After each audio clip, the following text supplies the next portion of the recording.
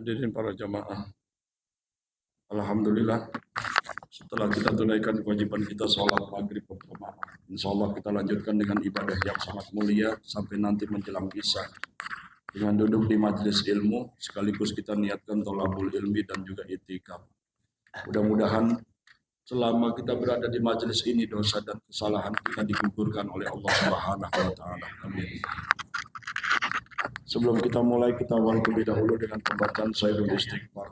Mudah-mudahan semua dosa dan kesalahan kita baik yang zahir maupun yang batin, yang besar maupun yang kecil, mudah-mudahan diampuni oleh Allah. Ikuti Bismillahirrahmanirrahim.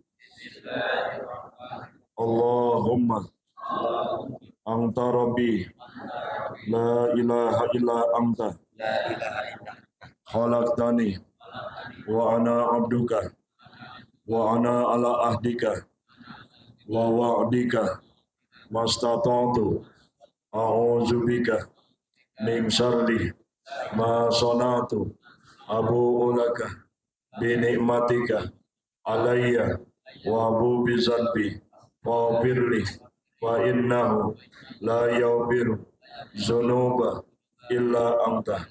Allahumma inna nas'aluka ilman nafi'ah wa amalan mutaqabbalan wa rizqan halalan thayyiban. Bismillahirrahmanirrahim. Assalamualaikum warahmatullahi wabarakatuh. Alhamdulillah al-qail bi kitabillah yarfa'illahu alladziina amanu minkum walladziina utul ilma darajah. Asyhadu an la ilaha illallah wahdahu la syarikalah wa asyhadu anna Muhammadan abduhu wa rasuluh la nabiyya ba'dah. Allahumma salli wa sallim wa karim wa barik ala sayyidina Muhammadin wa ala alihi wa sahbihi wa mawalah la hawla wa la quwata illa billah amma ba'du. Hadirin para jamaah, wabil khusus pengurus Badan Takmir Masjid Al-Amin Bapak Haji Juli beserta jajaran, para muta'alimin dan muta'alimat, bini sepuh tokoh masyarakat yang mudah-mudahan di dalam waktu yang singkat ini antara maghrib dengan isya kita bisa manfaatkan sesuatu yang lebih bermanfaat. Karena kata baginda Rasulullah, ada zuriyahnya beliau Habib Umar Al-Hafiz. Beliau mengatakan ada 4 waktu yang apabila kita manfaatkan ke-4 waktu tersebut, maka walaupun singkat tapi ternyata akan menggugurkan semua dosa kita. Dan yang kedua yaitu kita akan melipat gandakan seluruh amal ibadah kita. Yang pertama adalah qabla subuh. Jadi sebelum subuh itu adalah waktu yang baik. Jadi pada saat ibu bangun jam 2 atau jam 3, kemudian sholat tahajud sampai nanti menjelang subuh.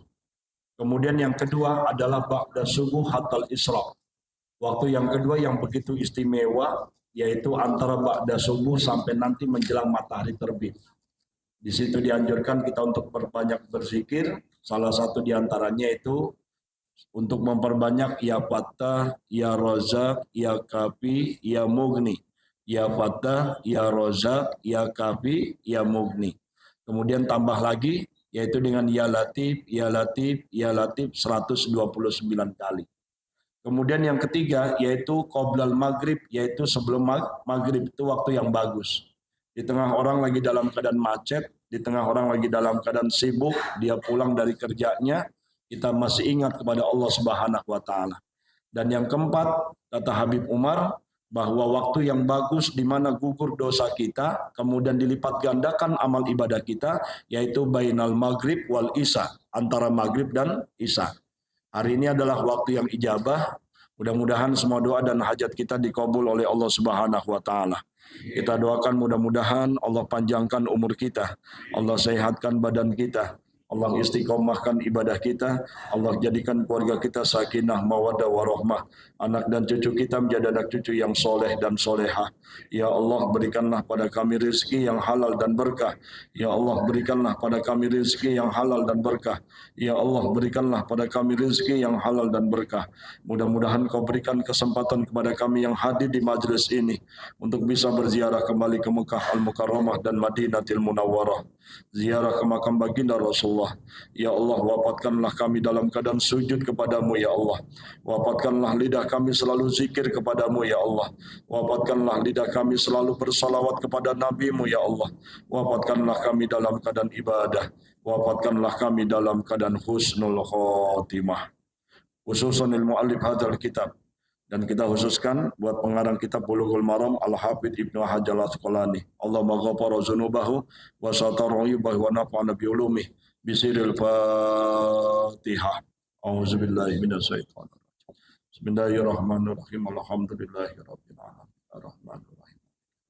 Iyyaka na'budu wa iyyaka nasta'in. Ihdinas siratal mustaqim. Shadaqallahul azim.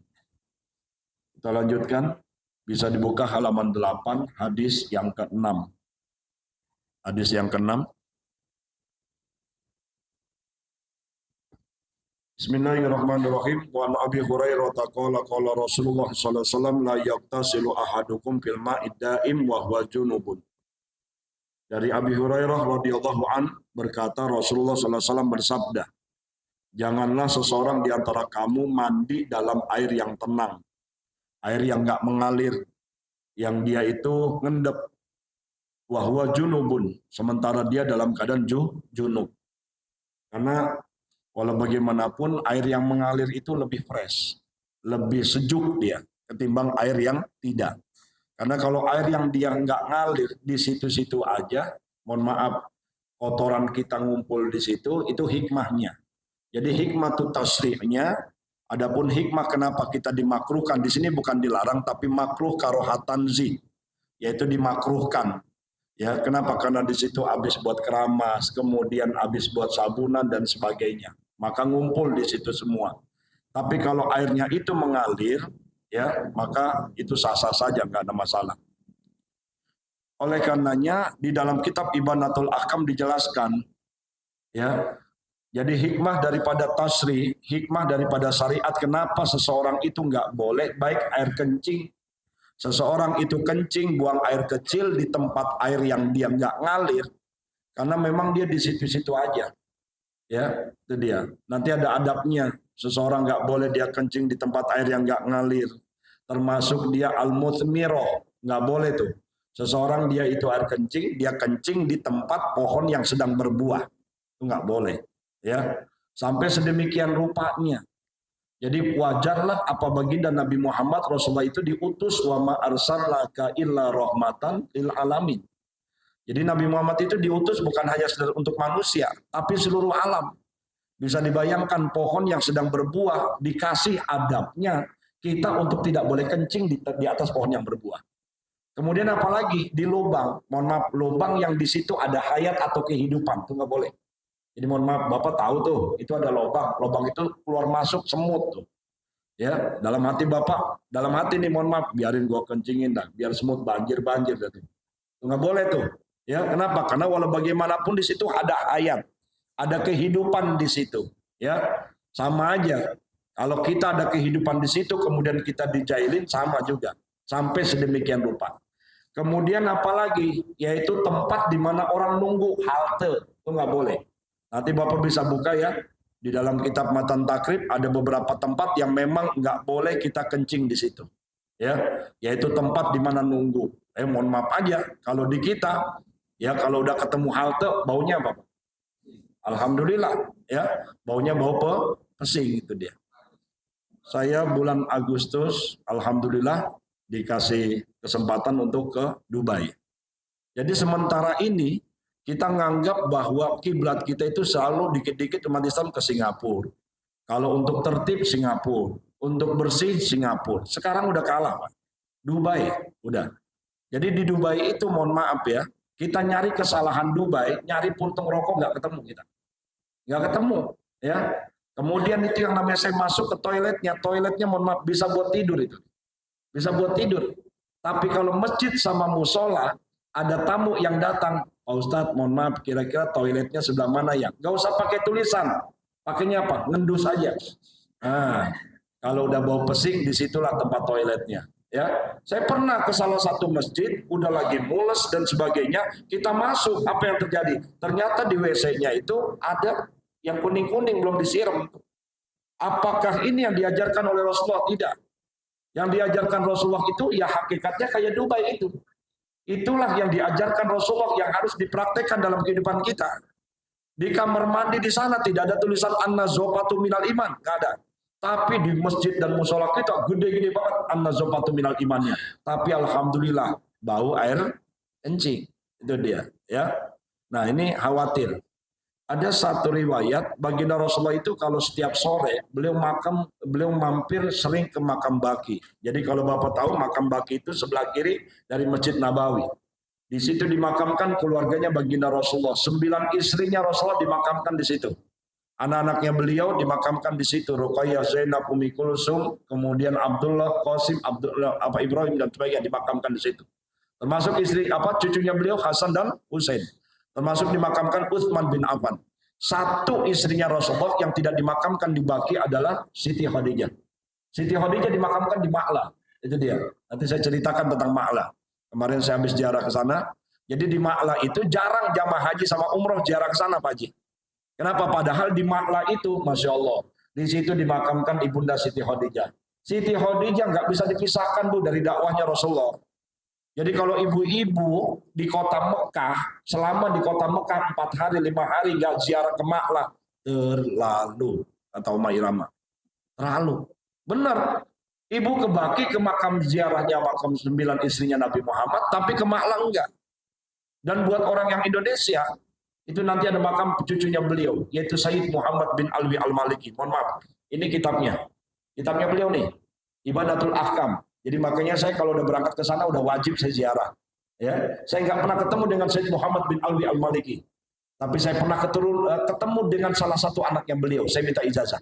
Supaya kenapa? Saya amalkan kitabnya ini untuk setiap pengajian. Ini adalah kitab syarah daripada kitab Bulughul Maram, Ibanatul Ahkam. Di situ ada lagi makam siapa? Ulama besar, ada 12 ulama Indonesia dimakamkan di situ. Salah satu di antara Syekh Imam Nawawi Al-Bantani, pengarang 205 kitab. Kemudian siapa lagi? Yaitu Al-Minangkabawi. Ya, pernah dengar ya? Ulama besar. Kemudian yaitu Syekh Junaidi Al-Batawi. Kemudian yang terakhir 2019 yaitu Kiai Haji Maimun Zubair, atau yang lebih dikenal dengan Mbah Mun. Subhanallah, ya. Jadi ada 2 ulama yang fakta bahwa makamnya sudah ratusan tahun tapi masih utuh. Termasuk kemarin saya bulan Agustus itu pas makamnya Kiai Haji Maimun Zubair lagi pas dibuka. Saya tanya, "Kaifa zanazatuhu?" Dia bilang apa kata yang tukang galinya? "Zanazatuhu maujud." Jadi jenazahnya itu masih ada. Subhanallah, ya. Inilah yang terjadi juga pada Syekh Imam Nawawi Al-Bantani. Akhirnya jadi ada tradisi kalau di Ma'la itu setiap 4 tahun sekali itu dibongkar. Diganti jenazah baru. Nah, ketika 2 jenazah ulama besar kita ini itu mau dibongkar masih utuh.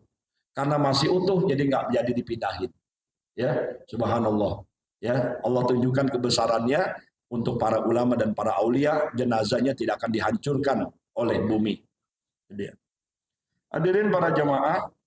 Nah, salah satu di antaranya yaitu tentang masalah di Baqi itu pada waktu Rasulullah itu jalan sore-sore. Kemudian beliau pada saat itu berhenti. Beliau berhenti di salah satu makam. Sahabat yang di belakang ngikutin, dia bertanya, "Ya Rasulullah, di mana takib? Kenapa kau berhenti ya Rasulullah?" Rasulullah cuma merenung dan dia pada saat itu berkata, "Aktsaru minal bauli min azabil qabri minhu." Kebanyakan orang diazab di dalam kubur nih itu disebabkan karena air kencing. Tuh, air kencing, hati-hati ya. Kenapa? Karena dari air kencing kita nggak pernah perhatian. Padahal cipratannya itu 1 atau 2 kena celana kita, kemudian celana kita pakai untuk masuk masjid, kemudian dipakai buat sholat, maka selama itu juga sholat kita nggak sah. Tuh, itu gara-gara air kencing, ya. Coba sopir-sopir angkot kita, sopir-sopir truk, kalau udah kebelet, ya pipisnya udah dikosek-kosek aja dia ke ban, udah selesai dia. Ya kan? Padahal dia nggak tahu salah satu cipratannya itu nanti akan menjadi sumber azab kubur. Nauzubillahi min dzalik. Hadirin para jamaah, walil Bukhari, adapun dalam lafaz di dalam kitab Bukhari disebutkan la yabulanna ahadukum fil ma'id daim. Ya, janganlah sekali-sekali seseorang di antara kamu kencing dalam air yang tenang, yang tidak mengalir, kemudian dia mandi di situ. Ya, nah ini lebih parah lagi nih. Kenapa? Saya mau izin kita lihat kolam renang yang ada di kita. Nah, walaupun itu jumlahnya beribu-ribu kubik airnya, tapi mau izin pasti kita kalau lagi berenang mau kencingnya di mana? Di kolam. Nggak ada tuh lagi berenang, mohon maaf ya, saya ke kamar mandi dulu mau kencing, nggak ada. Pasti di situ. Jujur kan? Ya kan? Karena saya juga begitu. Itu dia. Ya. Kenapa? Karena kita nggak mau ribet. Akhirnya kenapa? Makanya disitulah karena airnya nggak. Sekarang ada namanya apa? Mesin sirkulasi. Ya, mesin sirkulasi itu jadi penjernihan semuanya. Tapi kalau zaman kayak dulu itu ada air, kemudian air itu kita berada di situ, dia tergenang, dia nggak ngalir, kemudian kita mandi di situ, mohon maaf kencing di situ, maka itu yang nggak boleh. Ya, karena berputar di situ-situ aja. Beda dengan sungai yang mengalir, air laut yang mengalir dan sebagainya. Makanya hikmahnya begitu besar. Para jamaah, ada satu dalam ilmu namanya asrarus tasri fil ijazil ilmi. Jadi rahasia-rahasia syariat yang berkaitan dengan ilmu.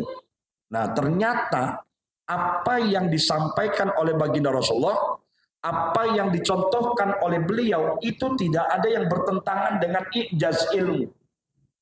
Profesor, doktor, siapapun dia, ketika dia ingin membuktikan ternyata semuanya cocok apa yang dilakukan sama Rasulullah. Tidak ada yang bertentangan. Contoh saja, kenapa kita dianjurkan kalau najis mughalazah itu membersihkannya berapa kali? Sab'a marratin wa ihdahun nabi turab. 7 kali kita harus basuh dan salah satunya dengan debu, kan itu ya. Nah, itu kan sunnah dan memang wajib itu. Ternyata diteliti di Jepang. Ternyata setelah diteliti di ilmuwan Jepang bahwa pada saat seseorang mau 10 kali Pak Ustadz, mohon maaf saya udah nggak mau ribet Pak Ustadz, saya nggak mau pakai debu, saya ganti aja 10 kali saya nyucinya, habis kena jilatan anjing. Setelah yang bersangkutan kena jilatan anjing, dia cuci 10 kali, 15 kali, ternyata masih mengandung virus. Ada semacam kayak partikel-partikel yang memang itu membahayakan. Itu penelitian, Bu.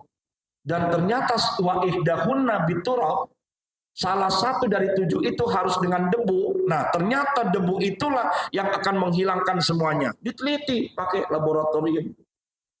Subhanallah. Wa ma yantiqu 'anil hawa in huwa illa wahyu yuha. Apa yang terucap oleh beliau, yang disabdakan oleh beliau, semuanya berdasarkan wahyu semata, tidak mungkin bertentangan dengan teknologi. Itu dia. 2. Kalau Bapak sunnah untuk wudhu salasan. Kumur-kumur ya. Kumur-kumur berapa kali? 3 kali. Pada waktu kumur-kumur al-madmadoh, namanya al-madmadoh. Kumur-kumur itu 3 kali sunnah. Kalau Bapak 1 kali, ini pernah dilakukan penelitian. Disiapkanlah 1 tempayan, kemudian dia kumur-kumur. Nah, 1 kali. Diteliti, Masya Allah. Ada kurang lebih 1.500 partikel. Ya, itu dia. Apalagi kalau subuh-subuh. Udah, alhamdulillah tuh. Subuh-subuh ya, itu udah wangi banget tuh. Ya, karena 1 harian kita tidur, wah, pingsan kita tuh. Ya. Nah, ternyata setelah 2 kali masih ada. 3 kali baru bersih. 3 kali baru bersih. Ilmu pengetahuan baru membuktikan. Jadi apa yang dilakukan, disunnahkan oleh baginda Rasulullah tidak ada yang bertentangan dengan zaman. Itu dia. 1 lagi. Ketika ada seseorang dia mencari, kok kenapa antara air laut dengan air sungai tidak pernah menyatu. Betul kan? Air laut sama air sungai tidak pernah menyatu. Jadi walaupun dia begini, mau diubah nggak bakal nyatu. Dia nyari kemana-mana dan sebagainya, ternyata dia datang ke seorang tokoh agama. Ini dikutip dalam buku Maurice Bucaille. Ya, sebenarnya setelah dicari, cuman para ulama itu cuman ngasih tahu, buka surat Ar-Rahman. Ternyata di surat Ar-Rahman ada apa? Marajal bahraini yaltaqiyan. bainahuma barzakhul la yabghiyan wa bi ayyi ala'i rabbikuma tukadziban. Marajal bahraini yaltaqiyan. Pada saat itu dibelahlah lautan dengan sungai. Barzakhul la yabghiyan, ada satu benang tipis. Yang benang tipis itu tidak akan pernah menyatu keduanya. Itu disebutkan dalam Al-Qur'an. Ya. Jadi ternyata tetap walau bagaimanapun teknologi baru terlambat dia meneliti itu semuanya. Sementara baginda Nabi besar Muhammad SAW beliau telah melakukan dan mempraktekkan itu semuanya yang akhirnya tidak ada sedikit pun yang bertentangan. La yabulanna ahadukum fil ma'id daim alladzi la yajri tsumma yaghtasilu bih. Janganlah sekali-sekali seorang di antara kamu kencing dalam air tenang yang tidak mengalir kemudian mandi di situ. Wali Muslim minhu, adapun dalam lafaz riwayat Muslim minhu wali Abi Daud dan juga dari Abu Daud, wala yaghtasilu fihi minal janabah, dan juga tidak diperkenankan mandi janabah di situ. Ya. Jadi sebetulnya di sini walaupun mandi janabah tapi secara keseluruhan udah nggak bagus lah. Ya, udah kita mandi kemudian di tempat yang di situ, mohon maaf kencing juga di situ, secara kesehatan mau diapa-apain juga nggak bakalan bagus. Itu aja. Jadi Rasulullah hanya memberitahukan tidak bagus kita seseorang mandi itu padahal air itu dalam keadaan tidak mengalir. Hadirin para jamaah, sedikit resume yang berkaitan dengan taklim kita sebelumnya. Bahwa pembagian air wayan qasimu al-miyahul lati yajuzu fihal wudu, di dalam kitab Matan Takrib disebutkan bahwa adapun pembagian air yang diperbolehkan, pembagian air ada 4. Kemarin kita berbicara tentang air ya. Yang pertama yaitu ma'ul mutlak, yang disebut air mutlak. Tohirun mutohirun goyro makruhin istimaluhu. Yang pertama adalah air yang suci dan mensucikan. Dan dia tidak makruh untuk digunakannya. Inilah yang dikenal dengan ma'ul mutlak, yaitu air mutlak. Yang jumlahnya kemarin berapa? Air mutlak 7 ya, itu dia. Air laut, air sungai, air mata air embun, air es salju ya, termasuk air sumur dan sebagainya. Ada 7 air yang boleh dipergunakan dengan wudu, yaitu suci dan mensucikan ya. Udah airnya bersih dan dia boleh dipakai buat wudu. Yang kedua yaitu tohirun mutohirun wa makruhun istimaluhu. Yang kedua adalah air yang suci dan mensucikan, tapi makruh dipakainya. Wahuwa ma'ul musammas, yaitu air yang kena air panas, kena matahari. Itu makruh tuh. Ya. Jadi kalau Bapak mohon izin ada tempayan atau ada ember, kena langsung matahari. Bapak pakai buat berwudu. Panas gak? Panas. Itu tohirun mutohir. Itu suci, tapi cukup untuk sekali aja. Wa makruhun, dan makruh digunakannya. Kenapa makruh? Ternyata, ini ada penelitian lagi. Jadi orang-orang yang memang sering menggunakan air yang panas, pada saat dia menggunakan untuk berwudu, apalagi langsung dari matahari, maka dia akan punya penyakit baros. Punya penyakit belang. Bahasa kerennya apa? Pano. Ya, pano. Itu dia. Makanya kalau kita kan jangan berenang siang-siang lo. Kenapa? Kena panoan lo. Itu dia. Ya, itu dia. Jadi makruh. Yang ketiga, tohirun ghairu mutahhir li ghairi. Itu airnya suci, tapi nggak suci buat yang lain. Jadi suci untuk Bapak saja, tapi nggak bisa dipakai lagi untuk yang kedua. Siapa itu? Air mustakmal. Air yang udah kena pakai, Bapak pakai lagi. Mohon maaf, Bapak punya ember, secukupnya doang tuh. Kemudian Bapak wudu, dibuang lagi ke situ. Mukanya dibuang lagi ke situ. Kemudian tangan dilempar lagi ke situ. Itu namanya mustakmal. Suci buat Bapak, tapi nggak suci lagi buat yang setelahnya. Ya, maka ghairu mutahhir, nggak sah wudunya pakai air itu. Jadi kalau Bapak mau, caranya gampang. Kalau ada air seember, Bapak ambil gayung. Yang gayung itu dikeluarin. Nah, itu belum boleh. Ya, makanya kalau di kampung-kampung ada namanya apa? Padasan ya. Padasan. Ya. ada ember yang bekas buat cat. Ya kan? Dibolongin pakai apa? Sendal. Nah, ya kan? Itu dibuka, itu boleh. Itu nggak sampai 200 sekian liter itu. Tapi karena dibolongin, maka boleh. Makanya kalau ada orang dia gara-gara nggak sholat, kenapa nggak sholat? Nggak ada air Pak Ustadz, balesan aja. Orang satu aqua begini aja bisa gitu. Bisa nggak? Bisa. Satu aqua gini bisa wudhu loh, dan sah wudhunya. Kalau udah wudhunya sah, sholatnya sah. Kalau orang memang dasarnya nggak mau sholat, satu ember, itu juga memang nggak bakal sholat. Nih.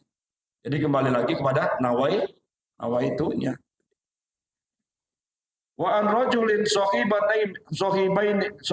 Nabi sallallahu alaihi wasallam qala naha Rasulullah sallam an taghtasilal mar'atu bi fadli rajuli aw rajulu bi fadlil mar'ah wal yaqtarifa jami'an akhrajahu Abu Dawud wa Nasai wa isnaduhu sahih. Yang artinya adalah seorang laki-laki yang bersahabat dengan Nabi sallallahu alaihi wasallam, Rasulullah melarang perempuan mandi dari air sisa laki-lakinya atau laki-laki dari air sisa perempuan. Hendaklah keduanya menciduk mengambil bersama-sama.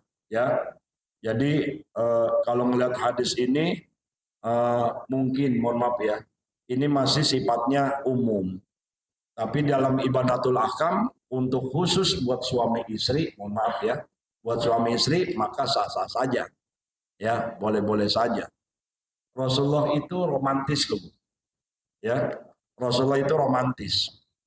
Kenapa? Dalam satu cerita beliau itu suka juga sering mandi dengan Siti Aisyah. Ya, bareng.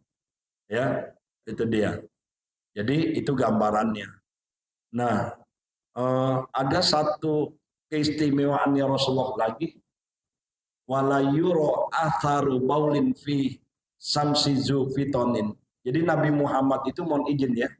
Kalau ada yang bilang bahwa Nabi Muhammad itu sama dengan manusia biasa, salah. Karena ada sisi-sisi perbedaan antara manusia dengan kita. Nabi Muhammad dengan kita. Bisa Bapak lihat di dalam kitab Khosaisun Nabi, ya, itu ada 10 keistimewaan Nabi Muhammad yang tidak dimiliki oleh manusia pada umumnya. Jadi saya ulang lagi ya. Ada 10 perbedaan, keistimewaan yang dimiliki oleh Nabi Muhammad yang tidak dimiliki oleh jamaah Al-Amin. Yang pertama apa? Yang pertama adalah lam yahtalim qattu toha mutlaqan abada. Nabi Muhammad itu seumur hidupnya nggak pernah mimpi basah. Ya. Subhanallah, ada di sini jamaah yang laki-laki nggak pernah mimpi basah ada. Alhamdulillah, seminggu 2 kali. Nabi Muhammad seumur umur enggak. Lam yahtalim qattoha mutlaqan abada. Jadi Nabi Muhammad itu sepanjang umurnya nggak pernah mimpi basah. Makanya harus bersyukur. Ketika istri kita dalam keadaan haid, maka Allah berikan kita untuk salurannya adalah mimpi basah. Supaya kenapa? Tersalurkan kepada hal-hal yang dihalalkan. Makanya ketika mimpi basah ada syariat namanya mandi junub. Di situ dia. Ya. Yang berikutnya Nabi Muhammad itu keistimewaan Nabi Muhammad wa mata sa'aba aslan fi madad zamani. Nabi Muhammad itu sepanjang umurnya nggak pernah nguap. Nggak pernah nguap. Itu dia. Saya pernah di salah satu masjid. Kemudian saya jadi makmum, imamnya. Bismillahirrahmanirrahim. Wah, udah kayak macan. Ya. Dalam hadis disebutkan Nabi Muhammad itu ada 2 caranya. Idza tasa'aba ahadukum falyadqafai. Apabila di antara kalian itu nguap, maka letakkan tangan kiri kalian begini. Nih. Nah, jadi ininya, mohon maaf ya, ininya di dalam. Bahkan yang sunnah itu ditahan. Nah, sampai begitu kan pernah ya? Nah, itu dia. Ya, jangan sampai ketahuan lagi nih nanti Isya atau subuh. Jangan. Ya, nggak ada lagi tuh. Itu bukan sunnah Rasulullah. Nabi Muhammad itu kalau nguap, beliau tahan begini pada waktu sholat. Jadi dia pakai kiri ya. Setelah dia pakai kiri, dia masukkan lagi. Kemudian atau dia tahan sunnah. Nah, yang kedua, atosa. Atosa itu adalah bersin. Nah, bagaimana bersinnya Nabi Muhammad? Dua dikasih tahu. Idza atosa ahadukum falyadqa kafaihi wal yuqbid sautahu. Nabi Muhammad itu apabila bersin, dia letakkan tangan kirinya di depan mulutnya dan dia rendahkan suaranya. Nah, tuh. Jadi dua. Pertama begini. Nah, kalau mohon maaf, kalau bersin begini, dibalik. Nah, begini. Dan yang kedua, rendahin suaranya. Kalau kita kan lain. Ustaz, bersin kan nikmat Ustaz ya. Hasib, Masya Allah. Kipas angin goyang, Bu. Goyang semua. Itu sebelah yang tadinya baca watini. Illalladzina amanu wa amilus solihati wa tawasaw bil haqi. Jadi berubah ke wal asri. Gara-gara bersin. Ya, jadi disuruh rendahin. Nah, direndahin. Ya. Kita diperintahkannya seperti itu. Kemudian apa yang ketiga? Yang ketiga, mohon izin.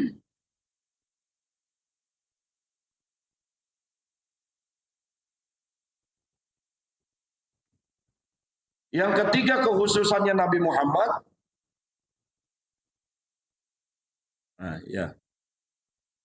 Wa matasaba wa min huddawabu falam tuhruk wa ma waqa'at. Binatang-binatang tidak pernah lari kalau Nabi Muhammad menyamperin. Nabi Muhammad nyamper tuh binatang gak lari tuh. Malah ngedeket dia. Ya. Ada satu riwayat Nabi Muhammad itu kan memang dari awal sudah ketahuan itu. Memang direncanakan, diagendakan oleh Allah untuk menjadi orang yang besar. Makanya pada waktu sebelum lahirnya, ya itu sudah kelihatan ada keanehan. Kemudian api yang berasal dari kaum Majusi udah ratusan tahun gak akan pernah padam. Kemudian Ka'bah mau dihancurkan nggak jadi, ya. Kemudian pada waktu sudah mulai dewasa, beliau menjadi pengembala. Ya pada waktu pengembala aja Pak, apa perbedaan pengembala kita dengan sekarang? Kalau kita kan pengembala di mana? Biasanya kalau pengembala di mana? Pengembalanya di belakang kan? Kambingnya di mana? Depan. Tapi Nabi Muhammad ya. Nabi Muhammad pada waktu dia mau gembala, beliaunya ada di depan. Kambingnya di belakang. Kenapa? Karena setiap langkahnya beliau itu muncul rumput. Subhanallah. Jadi rumput muncul dari gertakan kakinya beliau, langkahnya. Ya, sehingga yang namanya kambing ngelihat rumput gitu seger. Kita alhamdulillah melangkah naik otot. Iya. Beda. Bagaimana samanya? Jadi kalau ada yang bilang sama Ustaz, gak usah besar-besarin Nabi Muhammad. Nabi Muhammad sama kayak kita. Ingat kalau Bapak baca Muhammadun basarun lakal basar. Nabi Muhammad itu manusia, tapi tidak seperti manusia pada umumnya. Yang berikutnya Zubabatun abadan fi jismihil hasani, yang namanya laler nggak nemplok. Laler nggak nemplok di badannya. Subhanallah, ya. Jadi laler nggak nemplok, Pak. Kita pagi mandi, sore nggak mandi, coba. Ya, demen lah. Kita boro-boro laler, tikus got kita demen. Bagaimana samanya Nabi Muhammad dengan kita? Bihol pihi ka'ama min ru'yatun tabatat. Nabi Muhammad itu mampu melihat yang di belakang sebagaimana dia melihat yang di depan. Kalau kita kan melihat yang di depan doang. Yang di belakang tahu nggak? Nggak. Ini pernah kejadian. Ketika Nabi Muhammad sholat, Abu Jahal udah siap-siap bawa batu gede. Ketika mau dilempar dari belakang, itu nggak tahu ya. Akhirnya kenapa? Pas dilempar udah ngambil tenaga tuh karena berat banget. Dengan harapan Nabi Muhammad kena batunya, ternyata Nabi Muhammad ruku. Ruku, sujud. Akhirnya jatuhlah Abu Jahal dengan batu-batunya. Dan di situ dia berkomentar, saya tidak pernah melihat ada seekor unta segede gitu yang akan menerkam saya. Subhanallah. Ya. Kemudian yang berikutnya, wala yuro atharu baulin min hufi alanin. Jadi Nabi Muhammad itu kalau kencing itu nggak ada bekasnya, ngilang. Ya, kalau kita makan jengkol ketahuan kita, makan pete. Nah ini pasti ada makan pete nih, kan gitu. Jadi kalau Nabi Muhammad spesial dia, air kencingnya ketika beliau buang itu tidak ada yang langsung ada di atas buri. Wa qalbuhu lam yanam wal ainu qad na'asat. Hatinya tidak pernah tidur walaupun matanya terpejam. Itu Nabi Muhammad tuh. Ya. Beda-beda tipis sama kita ya. Ya kalau kita matanya tidur, hatinya tidur. Masuk majelis taklim, ambil posisi pojok. Nyender. Langsung di bawahnya kipas angin. Pules sudah. Pas bangun, wabillahi taufik wal hidayah. Assalamualaikum. Nah itu kalau ada yang ngaji kayak gitu, saya saranin besok bawa sari puspa, Pak Dewi sekalian. Ya, nah itu. Jadi bedanya Nabi Muhammad dengan kita, walaupun dia merem, tapi hatinya tidak merem. Kenapa? Zikrullah. Zikir selalu kepada Allah. Ya. Kalau kita lagi zikir, tasbih jatuh. Tanda. Kalau ngantuk. Ya. Jadi. Wala yuradilluhu bisamsi zufitonin. Nah ini yang menarik. Nabi Muhammad itu kalau siang hari itu kena terik matahari itu nggak ada bayangannya. Bayangannya nggak ada. Kenapa? Karena khawatir kalau ada bayangan ada orang di belakang nginjak bayangannya. Bayangannya aja mulia, subhanallah. Ya, dia. Saya alhamdulillah dikasih amanah kurang lebih 23 tahun jadi ketua RW. Kan ada aja yang benci, biarin aja dah. Gua nggak bisa nginjak RW-nya, bayangannya gua injak biarin aja. Kan ada aja bayangannya tuh Pak Haji Juli. Nggak ada Nabi Muhammad. Ya. Nah, jadi kalau ada yang dia datang, kemudian dia berkata bahwa Nabi Muhammad sama Ustaz, jangan didewa-dewakan, itu dia. Qatfahu qad alata qauman idza jalasu. Nabi Muhammad kalau duduk kayak begini di tengah orang-orang yang banyak, walaupun dia di tengah, itu dadanya lebih tinggi. Pun yang dihitan, ada yang ngitanin dia, berarti mohon maaf ya. Dia berarti kan ngelihat tuh. Jadi jangankan Nabi Muhammad, Ali sahabatnya beliau karamallahu wajha. Makanya Ali bin Abi Thalib mendapatkan julukan KW. KW itu apa? Karamallahu wajha. Karena dalam kitab Nahjul Balaghah bahwa Sayyidina Ali itu dari pertama dia lahir sampai meninggal nggak pernah ngeliat barangnya. Nggak pernah ngelihat kemaluannya.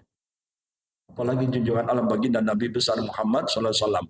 Dalam kitab Khasaisun Nabi, itu kitabnya tipis, Al-Mughlathah, itu di bait yang ke-100. Pada saat itu perdebatan, yang mandi Nabi Muhammad ada 5 orang yang mandiin itu. Pada saat yang mandiin itu bingung, ini bajunya Nabi Muhammad dilepas apa enggak? Ya, bajunya Nabi Muhammad dilepas apa enggak? Jubahnya dilepas apa enggak? Karena yang halayak umum itu dilepas. Tapi ternyata di tengah perdebatan itu ada suara dari dalam. Suara itu dia berkata, jangan lepas. Jangan lepas Nabi Muhammad. Bajunya jangan lepas. Dalam riwayat disebutkan bahwa suara itu adalah Nabi Aidin alaihissalam. Ya, Bapak bisa bayangkan ya, kalau dia dilepas berarti kan auratnya terbuka semua. Makanya pakaian baju beliau yang berwarna hijau pada saat itu langsung digulungkan dengan kain kafan.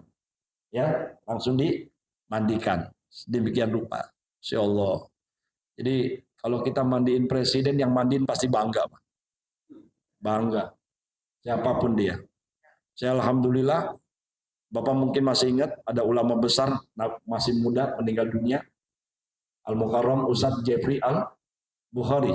Masih ingat ya? Itu tidak ada ulama besar yang mulia, kemudian mohon maaf disolatkan lebih daripada berapa ribu orang di Istiqlal, kemudian namanya harum dan sebagainya, dan alhamdulillah saya ikut mandiin.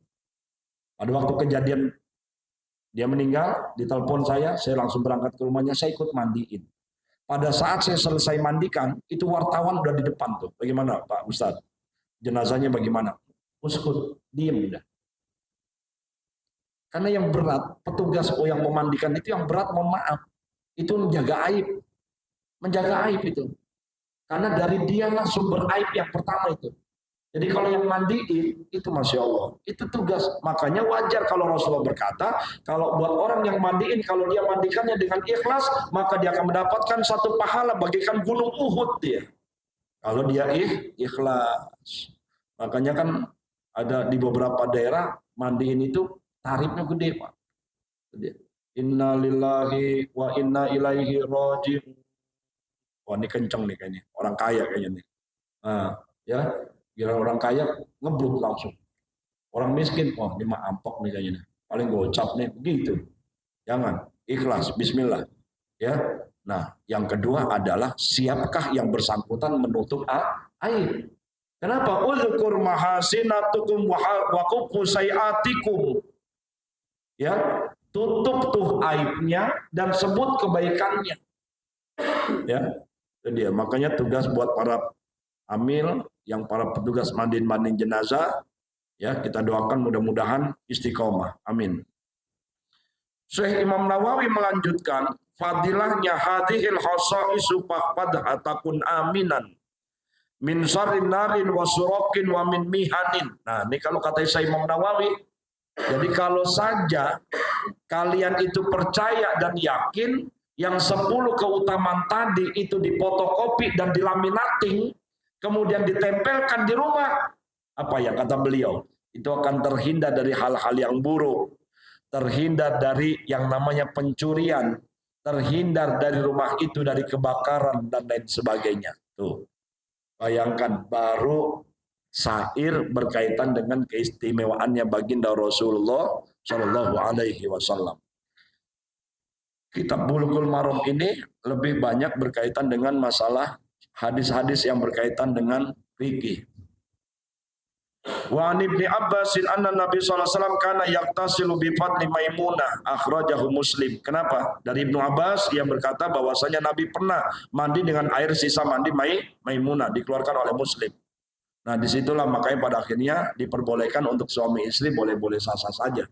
Ya, dia menggunakan air yang habis dipakai oleh suami atau istrinya. Karena Rasulullah pun pernah dia menggunakan air dari mandinya dari istri beliau yang bernama Maimunah. Ini diriwayatkan oleh Ibnu Abbas. Ibnu Abbas adalah salah satu di antara yaitu sahabat Rasulullah. Beliau hadisnya itu kurang lebih 1.600 hadis yang diriwayatkan oleh beliau. Kemarin alhamdulillah pada waktu saya berangkat kita mampir ke Taif. Di Taif itu ada makamnya Ibnu Abbas. Ya, Abdullah Ibnu Abbas. Ibnu Abbas itu salah satu sahabat Rasulullah yang didoakan langsung. Dia pegang pundaknya Rasulullah, ya, Rasulullah memegang pundaknya dia. Pokoknya yang dipegang pundaknya Rasulullah didoakan semuanya dijabah. Termasuk Ibnu Abbas. Apa doanya Rasulullah kepada Ibnu Abbas? Ya, Allahumma faqihu fiddin wa 'allimhu ta'wil. Ya Allah, berikan dia pemahaman dalam hal agama dan juga pemahaman dalam hal takwil. Jadi Bapak harus bedakan ya antara tafsir sama takwil. Karena ada 3. Ada terjemah, ada tafsir, sama takwil. Kalau terjemah, nah itu biasa, Al-Quran terjemah. Kalau tafsir, dia lebih dalam lagi penjelasannya. Makanya ada kitab-kitab tafsir. Nah, takwil ini nggak semuanya sahabat punya. Tidak semuanya. Contohnya, Alif Lam Mim. Itu takwil. Ya, nggak semuanya. Pasti ada beberapa kitab tafsir menyebutnya Wallahu a'lam bimuradi. Hanya Allah yang tahu maksudnya. Kan gitu ya. Tapi ada beberapa kitab tafsir ditafsirkan nama dia. Alif Allah, Lam Jibril, Mim Muhammad. Ada yang menafsirkan itu. Yasin. Gak ada yang berani. Coba siapa yang berani nafsirin Yasin? Tapi ada ulama yang mengatakan Yasin ismu min asma'in Nabi. Bahwa Yasin itu adalah salah satu di antara nama-nama Nabi Muhammad. Jadi Nabi Muhammad salah satu namanya itu Yasin. Makanya ala Yasin Habibillah. Nah, itu dia. Sama juga Nabi Muhammad juga disebut Toha.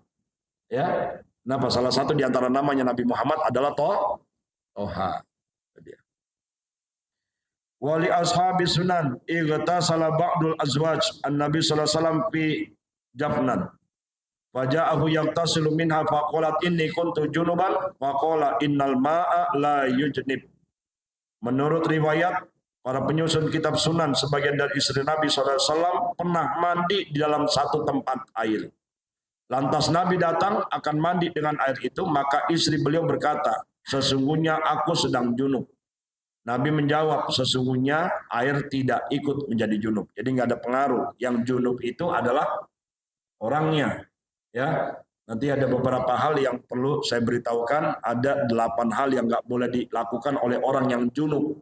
Yang nggak boleh dalam kitab Sapina, di dalam kitab Matan Takrib itu disebutkan ada beberapa hal yang nggak boleh dilakukan oleh orang yang junub.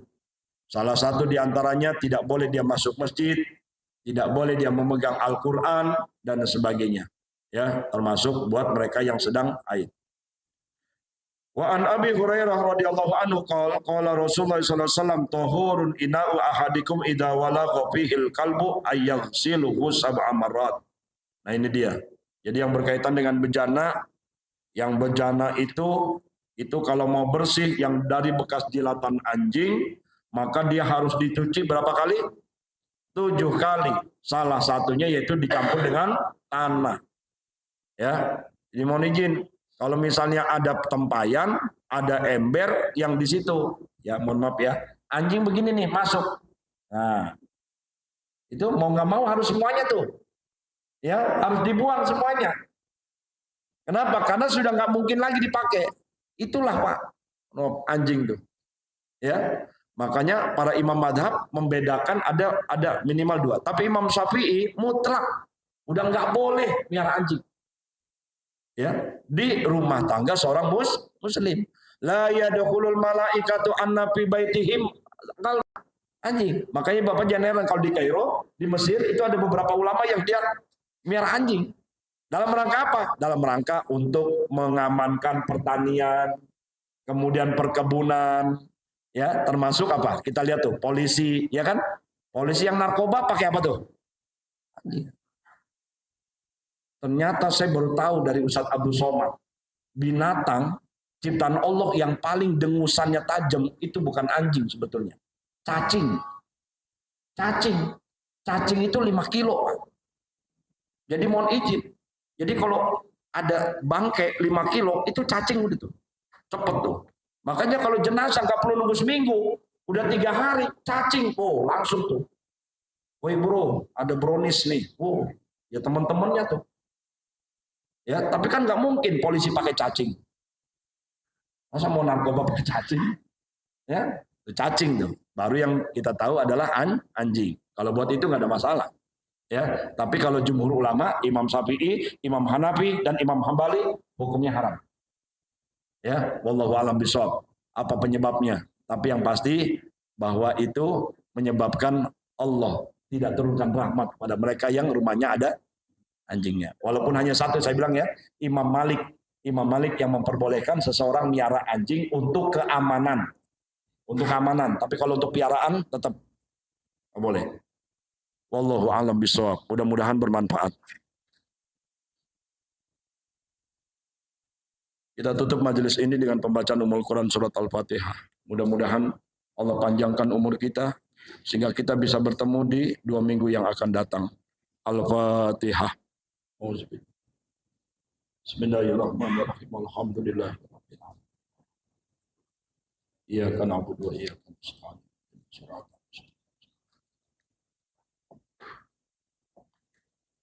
A'udzubillahi minasyaitonir rajim. Bismillahirrahmanirrahim. Alhamdulillahirabbil alamin. Allahumma shalli wa sallim wa karim wa barik ala sayidina Muhammad. Hamdan syakirin hamdan na'imin ya mujibad du'a ya mujibas sa'ilin. Allahumma inna na'udzubika min ilmin la yanfa' wa qalbin la yakhsha wa 'ainin la tadma' wa batnin la tasba' wa 'amalin la yurfa' wa du'ain la yustajab lah. Subhanakallahumma wa bihamdika asyhadu an la ilaha illa anta astaghfiruka wa atubu ilaik. Subhana rabbika rabbil izzati amma yasifun. Salamun alal mursalin walhamdulillahi rabbil alamin. Demikianlah. Assalamualaikum warahmatullahi wabarakatuh.